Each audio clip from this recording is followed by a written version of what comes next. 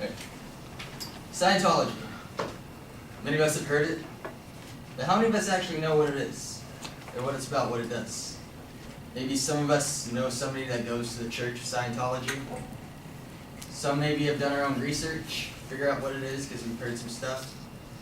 Others, like me, before I did this, just saw the South Park episode and made fun of it. They explain everything and kind of expose what they do. Now, for the past few weeks, I've been doing quite a bit of research on the subject. And I've been watching a lot of documentaries, reading a lot of articles on it. And I even went to the church in Santa Ana that they have.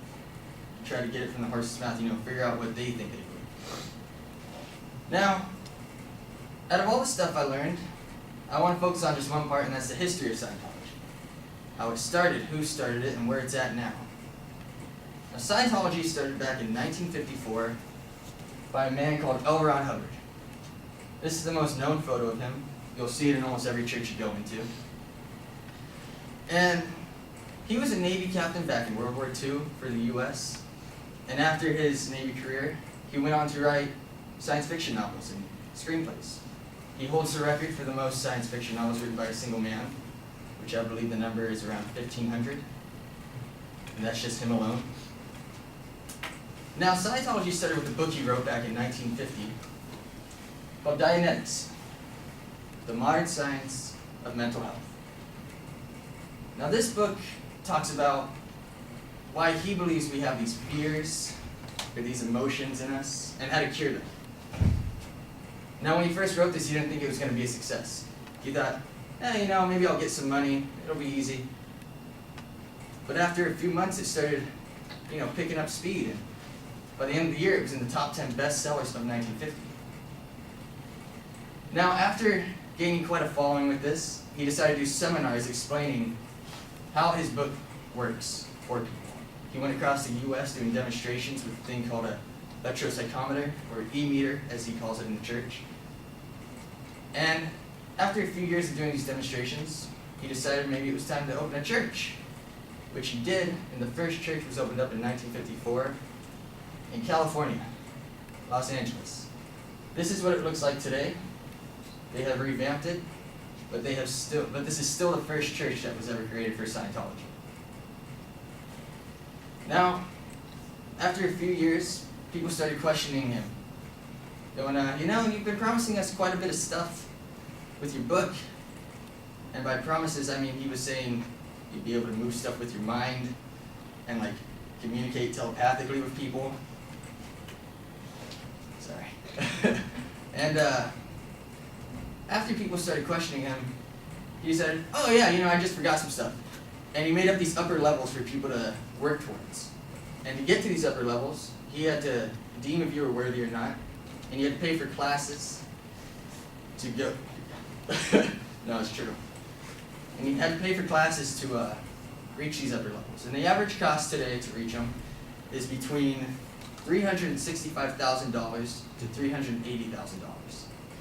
And that's the minimum, if you don't do any of the extra stuff that they offer.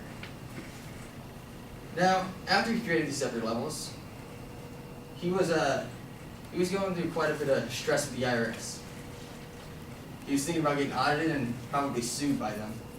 So he decided to buy 3 ships, and in 1967 set sail on a voyage with many of the most trustworthy Scientologists in his church at the time. And what he did is he got all these people, and he made them sign a contract for their sea organization to be loyal to him for 1 billion years. I don't know if you can read this, but it says 1 billion years. People pledged loyalty on these ships. And they were also subject to punishments if they did not listen to him. And these punishments ranged anywhere between being locked up below the deck in rusty cells for days or weeks at a time, or being blindfolded and tied up and thrown overboard 40 feet in freezing water to be cleansed, and eventually pulled back up. Now the other thing, these punishments were not just for adults. All the children on board had to go through them too if they didn't listen. Now eventually, after being at the sea for quite a while. He decided he had to come back. And he came back in 1975 to Clearwater, Florida, where he decided to start expanding his church up until his death in 1985. Now, he was succeeded by a man called David Miscavige, who was a second-generation Scientologist. Now, he is the current leader of Scientology, and he is the person who's made Scientology, he's the one who made it as big as it is today. Back in 1994, he was able to gain tax exemption from Scientology finally through bully tactics. Now, when I say bully tactics, I mean he got the richest people in the church to start suing the IRS. And not just the company itself, but was suing individual employees in the IRS until they finally caved in and decided to give them tax exemption.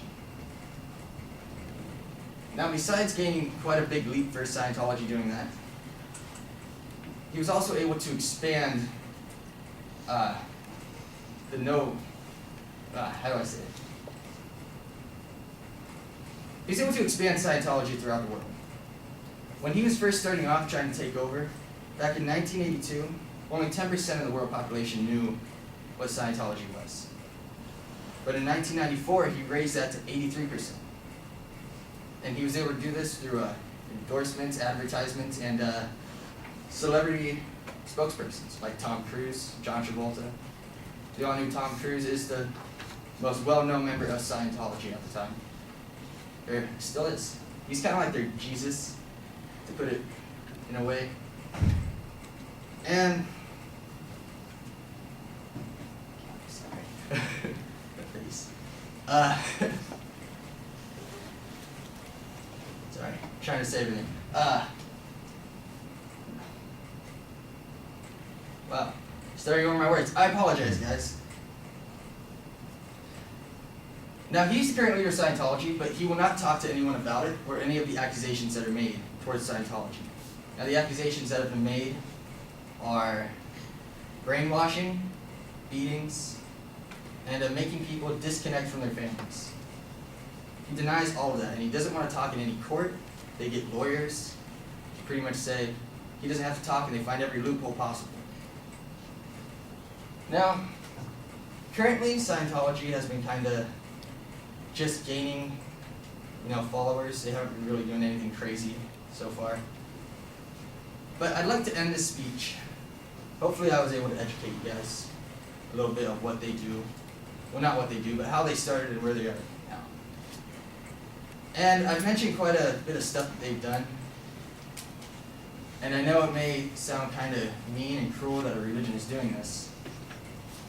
But if you were to maybe compare some of the other religions to Scientology, you might find some striking similarities between what they've done in the past and what Scientology has done. Thank you.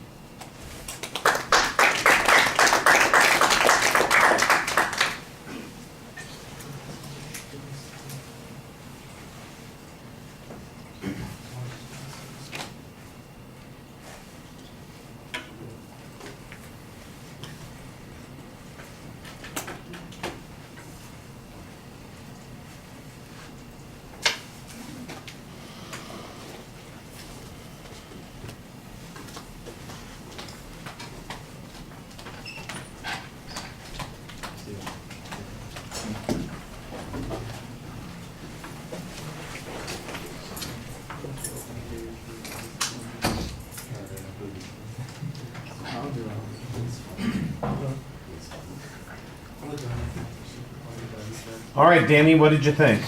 I thought it was good. I thought you were pretty comfortable up there. You started out with a good story to introduce it. You made, I think, 3 sub-points. I think the who, where, and why, I think, were Scientology. I felt like it kind of went into like a whole story about Scientology. I didn't really see the exact breakups or different points in there. But you did have a lot of facts in there. You talked a lot about different things that happened, which is pretty cool and interesting stuff. You got a little jumble at one point, but you pulled it back together. Notice the little clutch you kind of do is you kind of shift weight from foot to foot. Do I? Yeah. Ah. that was kind of funny. But all in all, that was a good story. I thought maybe Scientology was pretty broad to like really sum up in 70-minute speech, but I thought it was good. I enjoyed it. Thank you. Okay, tear me apart. That's not what I do. That's not what I do. I like the rhetorical questions at the beginning. I thought you had a little bit of background and you kind of suggested, why you were interested in it. I like the reference to the South Park. I thought that was kind of fun. So as an attention device, that all worked well. You've got a clear identification of your topic. You've got an excellent thesis statement. I think you've decided to narrow it the appropriate way, kind of look at the history of Scientology. That's because there's so much to cover in it, you're never going to get it all done. But I thought that was a good way to approach it. And you've got a little bit of a justification because it's been in the news and people have heard about it. I didn't really get a lot of preview, but I do know that it's going to be chronological in nature because you're going to start at the beginning and kind of lead us up to contemporary times. So it's not that hard to figure out where you're headed. I think Danny pointed out something that was correct, and that is that as you're going through it, it's kind of hard to pick out whether there are specific sections. But I can see that we're constantly making progress. So here's the origination, here's the founding of the church, here's the SeaWorld issue or Sea Organization, SeaWorld issue, that's a different topic, and then here's the transition to the new leader, that kind of thing. So I can kind of see that you're making progress here, but I do think that there needs to be a little bit more structure to it. So, like you said, the early phases, the years probably between 1950 and 1965, and then the when they were expatriates, when they basically took it offshore for 10 years and what was going on there at that particular time. And then the more recent, developments, that kind of thing. And so I think there is a way to structure it a little bit more effectively, but it's not like we got lost because because you're making progress the whole time. So I thought that was okay.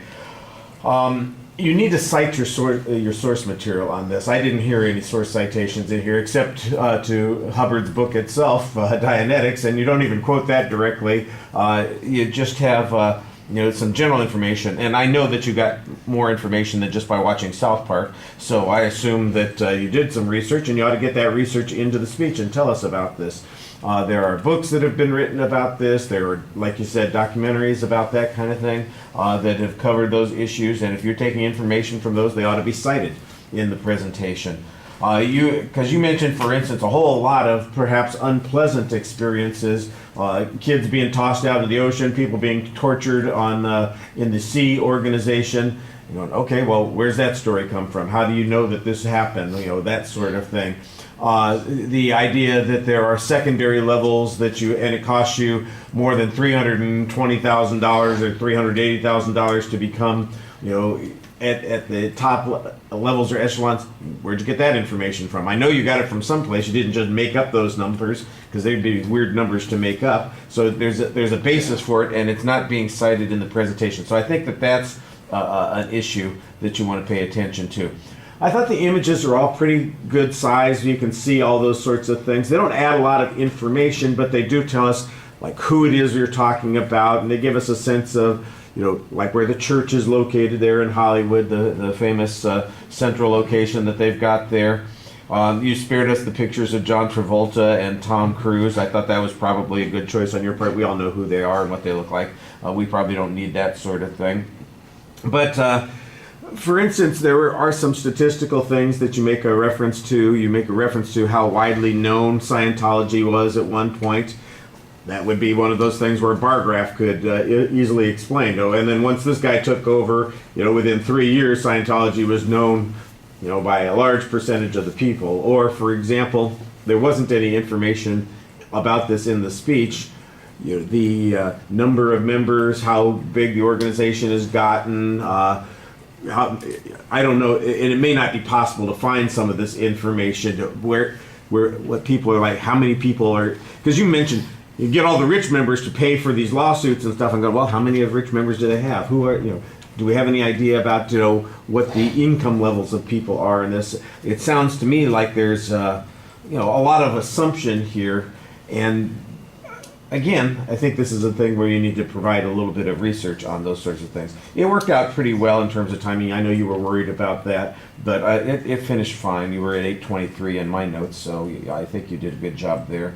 I do think that you make a comparison at the end to other religions that I think you need to either explain more or cut that out. You might start off by saying something about, that the Scientology is an unconventional religion, and then you might say, but the truth is that all religions have interesting characteristics to them and different beliefs, and Scientology is no different from those religions in that it is peculiar in the way outsiders might see it, but there are also things that are going on that even anybody might see as being problematic regardless of their religious beliefs, and I think that might be a good way to do that summary there.